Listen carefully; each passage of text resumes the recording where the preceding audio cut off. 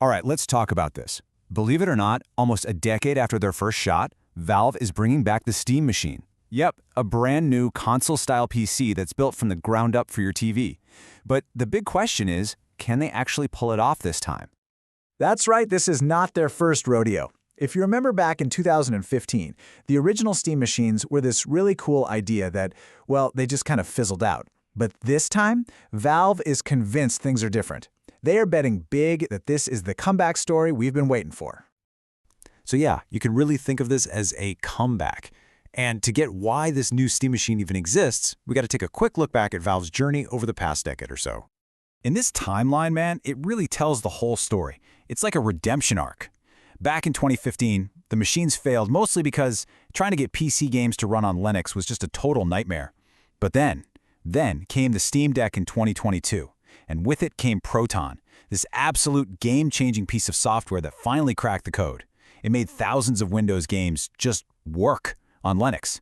And that success, that's the entire foundation this new Steam machine is built on. Okay, so what's the big idea here? Let's get into Valve's core vision. What are they trying to do with this little box? And more importantly, who's this actually for? And check this out. This is where it gets really interesting. Valve actually revealed that a full 20% of Steam Deck users are already plugging their handhelds into a TV. Now, 20% might not sound like a huge number, but think about it. With millions of Steam Decks out there, that's a massive built-in audience just waiting for a better living room experience than what the handheld can offer. So this is the whole point, right? They're trying to bridge this gap. You've got consoles over here, super simple, plug and play. And you've got PC gaming over here, complex, but with this vast, incredible library of games. The new Steam machine is trying to live right in the middle, giving you that best of both worlds dream, the ease of a console, but with access to your entire Steam library. And boy, are they leaning into that console vibe. People who've actually seen this thing in person say it's tiny. Like, we're not talking a little smaller than an Xbox. We're talking closer to the size of an old Nintendo GameCube. The idea is that it just disappears into your entertainment center, not a big, loud PC tower taking over the room. But to get that small size and to hit a price point that people will actually pay, Valve had to make some pretty tough choices. So let's pop the hood and talk about the big compromise they made. All right, here are the specs. You've got a modern 6-core AMD Zen 4 CPU, a custom RDNA 3 GPU, think something in the neighborhood of a desktop RTX 4060. And you can even replace the RAM and storage yourself, which is awesome. But there's one number on this list that has a lot of people talking, and maybe a little worried.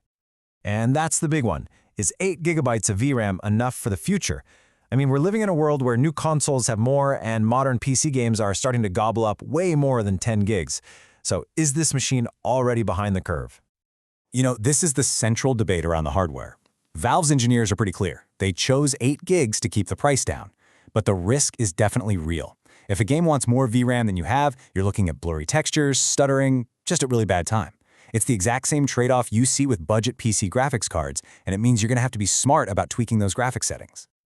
All right, enough about the internals. Let's talk about what really matters for a living room box. What's it actually like to use this thing from your couch? So Valve is making a pretty bold claim. They're saying this thing is up to 6 times more powerful than the Steam Deck. And if you've ever tried to play a game like, say, Baldur's Gate 3 on the deck while it's hooked up to a TV, you know it can struggle. This promise of a massive performance leap is a huge deal. And a huge part of making that couch experience work is this, the brand new Steam controller.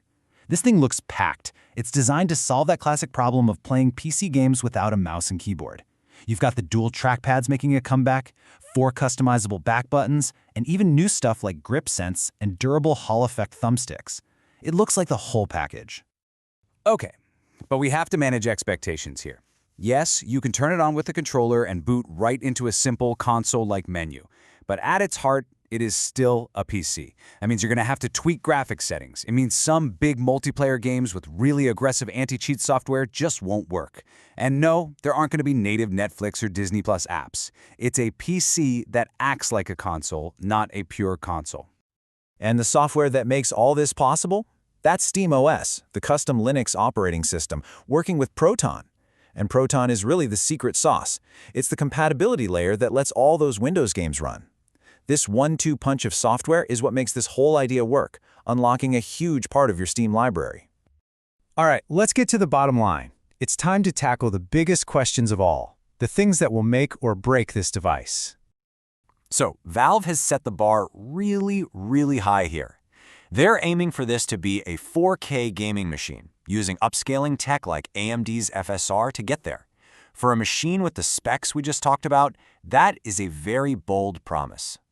And here's the reality check. The early hands-on reports are saying that, yeah, it can hit 4K, but you're going to have to crank up those upscaling settings and turn down some graphics options, especially in the newest, most demanding games. So it's capable for sure, but don't expect it to be a magic box that just runs everything at 4K Ultra right out of the gate. And this right here is what it all boils down to, the price. Look, if this thing comes out at $399, it's a potential game changer. It's exciting, it's disruptive. But if that price creeps up to $499 or higher, suddenly you're in PlayStation 5 territory, and that is a much, much harder fight for Valve to win. So as we wrap this up, these are the big unknowns. First, how does it actually perform across a huge library of games, not just a handful of demos? Second, what is that final price going to be for both models? And third, when exactly is it coming out? Right now, they're targeting early 2026. And that leaves us with the ultimate question, doesn't it?